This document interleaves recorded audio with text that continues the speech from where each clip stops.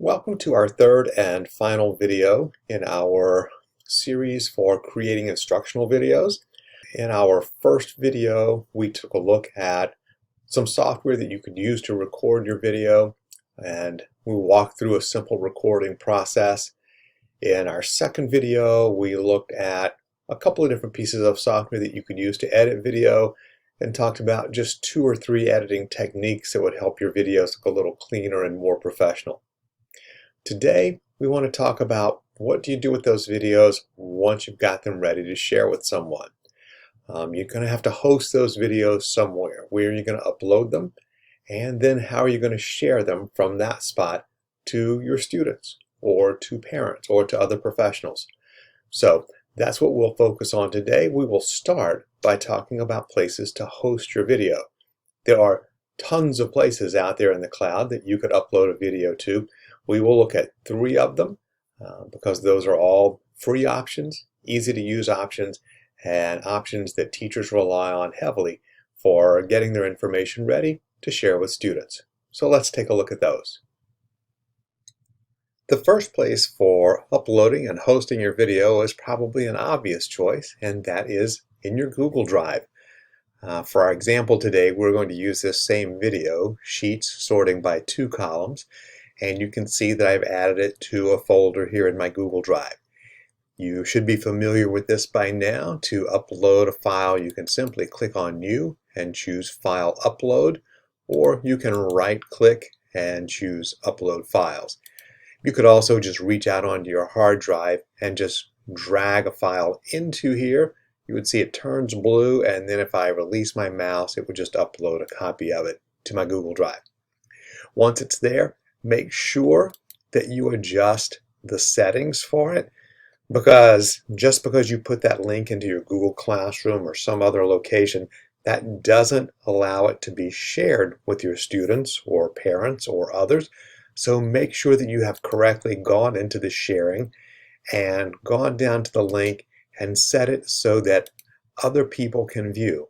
And you will probably want to make it so that anyone with the link can view the file, because you're never sure who might be logging on. Even if you share it with students through Google Classroom, it might be a parent account that's trying to help access this. So you'll just want to make sure that anyone can view your video if you host it here inside Google Drive. An easy way to do it, put it in your Google Drive, turn on sharing. That's one great way to host video. The second place for uploading and hosting your videos would be YouTube. So let's take a look at that together for just a moment. I'm going to go to YouTube, and that's just going to open it up to my general YouTube homepage. And once you're in YouTube, it doesn't matter if you're on your homepage or in your own videos or your own channel, you should always see this camera with the plus sign up here. You can use that to upload video. If you are inside your own channel, you will also see that same option at the top. If you are over here on the left side and you click your videos to see videos that you've already posted, once again, you will see that camera at the top. No matter where you click inside YouTube, they are ready for you to upload your video. Now, let's talk about when we upload our video to YouTube. There are things to consider. I'm going to click and we are going to start uploading a video so we can look at those together. Now I can click and select a file, and that will let me work through my computer to find it. Or again, I could come over to the side and just drag in the video that I want to share. And once I put it there, it will start uploading. While it's uploading, there are several things that you can do. One is you can change the title. This is how it was titled on my computer. That may not be the best title for sitting on YouTube. So you could change that to, say, multiple sorts in Google Sheets and give it a slightly better name. You can use the description to describe more about what that would be. So maybe I would want to say it is selecting the range and doing a multiple sort. This is also where you can include links to other items. So let's say you are doing a video for your students, but you know there are some other great videos on YouTube that you would like them to also watch. You could put links right there. So when you're watching on YouTube and they say, check below for links, that's where they're putting the links. If you scroll down, you will see there's going to be a thumbnail option. That's going to be the little thumbnail that's there on YouTube that everyone sees.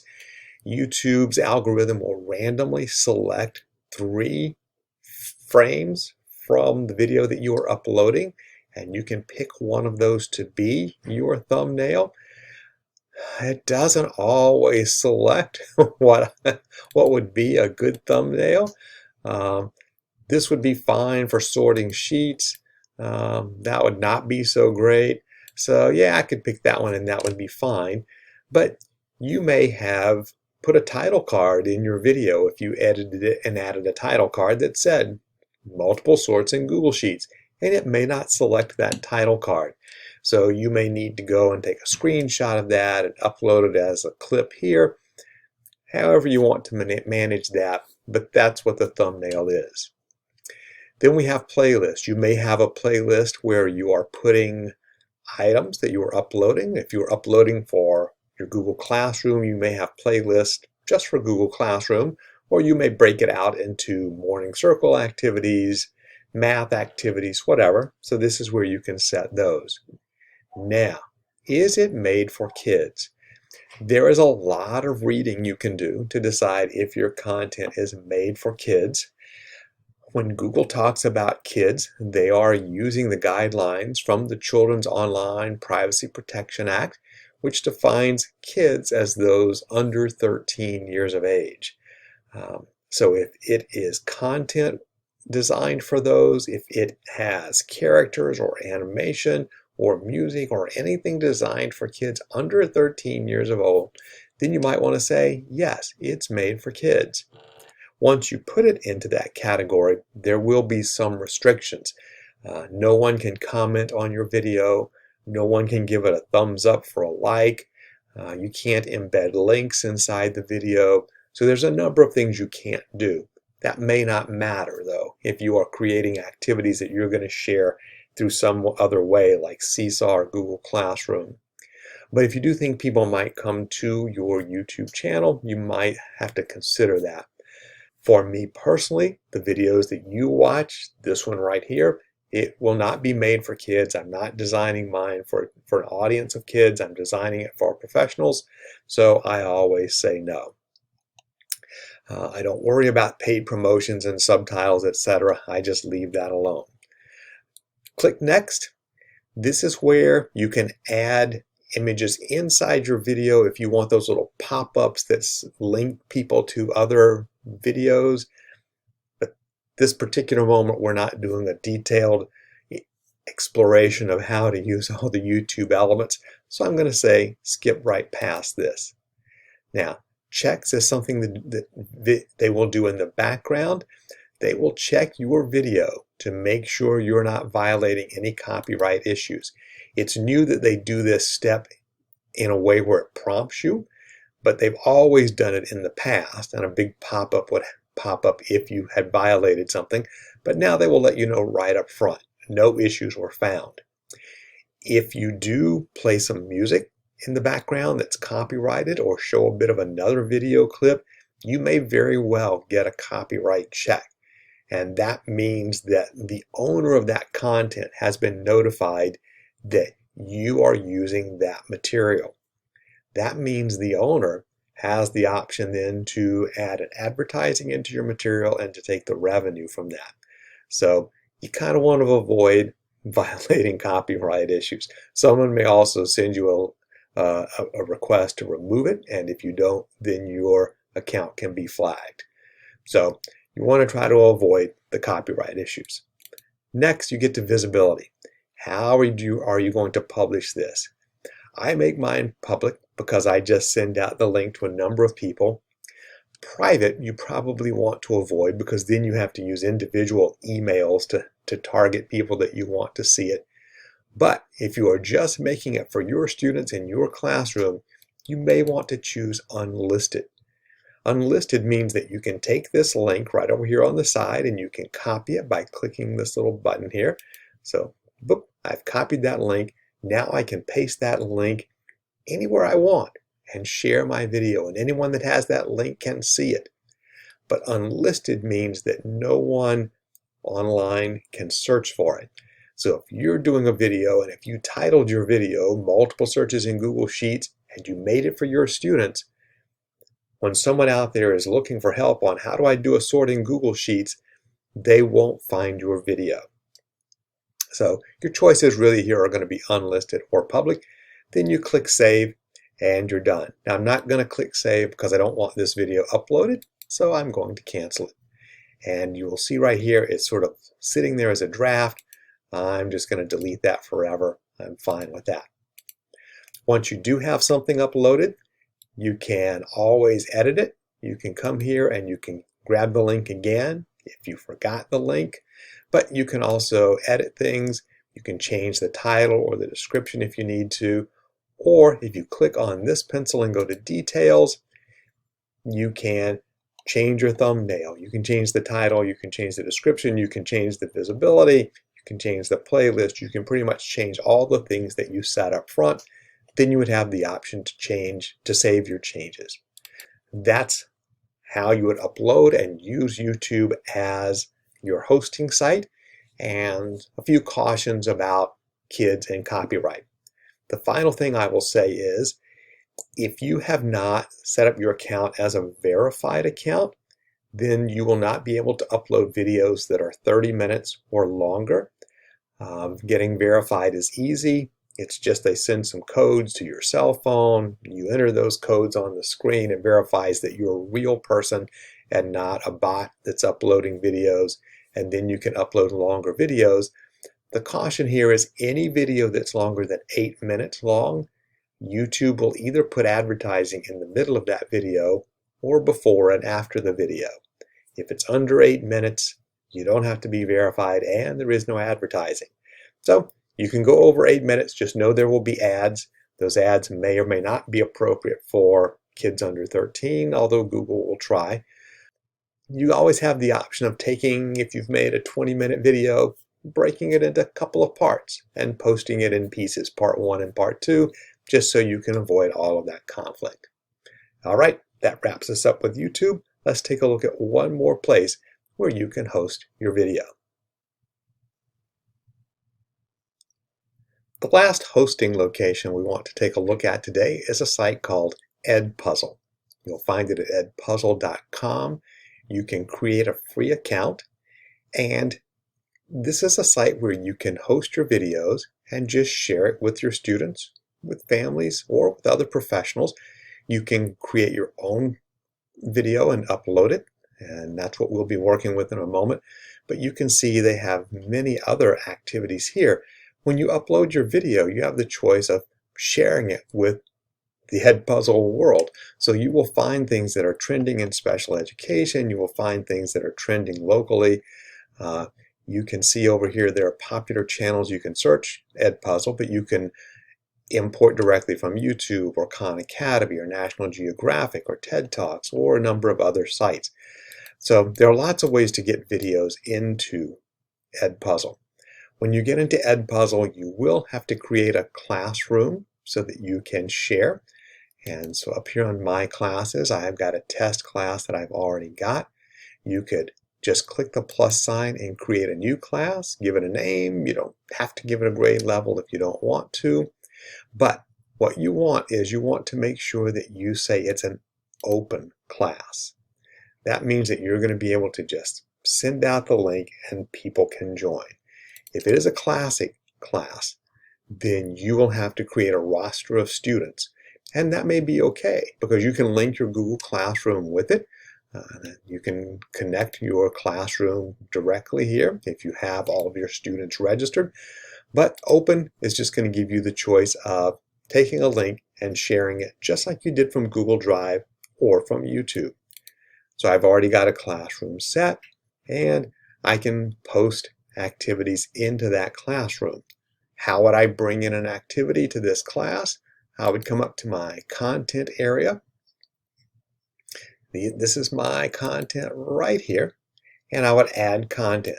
And I would select to say I want to upload a video, and I could choose a file. I could look into my Google Drive, or once again, I could grab my sheet sorting video and just drop it in there. And once I do, it will upload, and I'm going to cancel it because I already have it uploaded once, and it takes a few minutes for it to get there. But once it uploads, it'll just be sitting inside your content. Why is Edpuzzle a good place to host something? Well, it gives you a couple of features that no other site gives you. For one thing, in your settings, you can make it so that no one can fast forward through your video. So if someone comes to watch your video and they play, what if I want to organize by teacher, and they're a little bit bored and they say, well, let's just push it way up here and see if it gets better halfway through. And so then they hit play again. Last name teacher. They've missed 3 minutes of your content. You can restrict that in your settings. You can go into your settings. Let's come up here to my account, go to me, click settings, and I can turn this on where I prevent skipping. No one can skip videos, no one can skip questions. So that means no one can jump forward. They have to look at the material that I want them to see. That's a pretty powerful setting. Now, let's go into my content and I will show you the other feature that teachers absolutely love. When they open up the video, you can click Edit. And as you edit it, you can play through and find a certain spot that you like. That's my everything. So let's say right here, I've just demonstrated in that video, how do you click once to select your entire spreadsheet? I want to make sure they understand that. So I'm going to insert a multiple choice question. How do you select all cells in the sheet? And then I can give a couple of answers. I can say use the selection box in the corner. I can say click and drag everywhere, and I can keep giving more answers if I want it. All I need to do is indicate which is the correct answer and then save my choice. Now that question is inserted right there, and when they get to that spot, they will have to stop and edit that question and answer that question. So I'm going to finish that off just so that you can see how it is. You will know there's a question coming up there. Now, I do want you to understand, you don't have to just ask questions. You could do multiple choice questions, you could do open-ended questions, you could just add a note where you make a comment that explains things better. You could also click the microphone and add an audio note so that when it gets to that point in the video would stop, and then they could click and hear you explain in a little more detail about that item. Or you might just ask them a question out loud. What do you think about this? They can think about it and move on. You can also do voiceovers, which would suppress the audio on the video and let you do a voiceover over the top. Once you're finished with all of your editing, now you're going to assign it. I'm going to assign it to my classroom. I will click Assign. And now I need to share that assignment. This is where I will get the link that I want.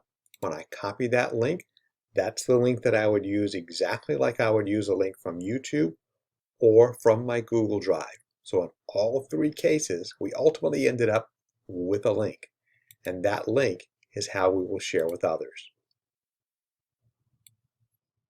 So there's a look at 3 different places where you can host your video, and then from there you can share your video.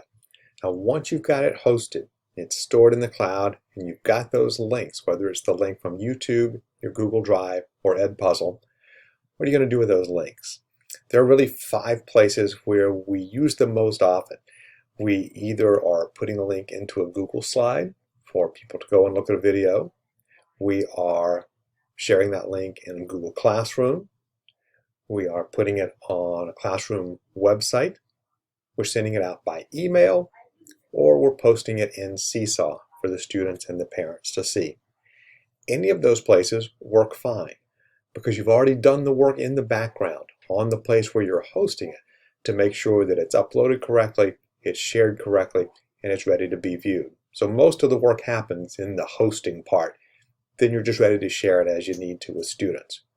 So I hope all three parts of this little process will help you feel more comfortable making instructional videos, making videos to share with other professionals. If you need to make videos for parents, even if it's just one a year at the beginning of the year, a welcome to my class video, you can certainly do that, and you can do it with more confidence now. Thank you for joining me and taking a look at how to make instructional videos.